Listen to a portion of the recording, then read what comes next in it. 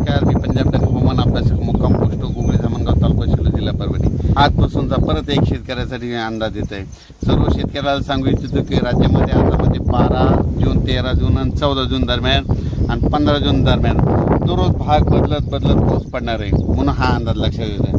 सर्व शेतकऱ्याला सांगू इच्छितो ज्यांच्या शेतामध्ये एकच ओल असले तर तुम्ही पेरणी करायला हरकत नाही. पेरणी करण्यासाठी चांगलं पोषक वातावरण, म्हणून हा अंदाज लक्षात घ्यायचा. आणि परत एक शेतकऱ्याला सांगतो की म्हणजे आता सध्या खंड वगैरे काही नाही, उगं घाबरू नका. काय होणार आहे, राज्यात पाऊस पडणार आहे. 20-22 जूनपर्यंत पाऊस पडणार आहे. आज या तालुक्यात पडणार आहे, उद्या दुसऱ्या तालुक्यात पडणार आहे, म्हणून हा अंदाज लक्षात घ्यायचा.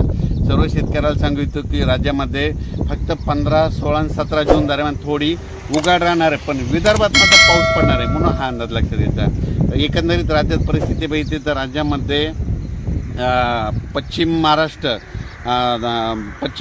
मराठवाडा आणि तसेच या भागामध्ये 12 जून, 13 जून, 14 जून, 15 जून दरम्यान ओढे नाले वाचतील तसं आणखीन एक पाऊस पडणार आहे. काही ठिकाणी वाहुणी पडणार आहे, मुसळधार, कुठं रिमझिम, कुठं पेंड वालता पाऊस पडणार आहे, म्हणून हा अंदाज लक्षात घ्या.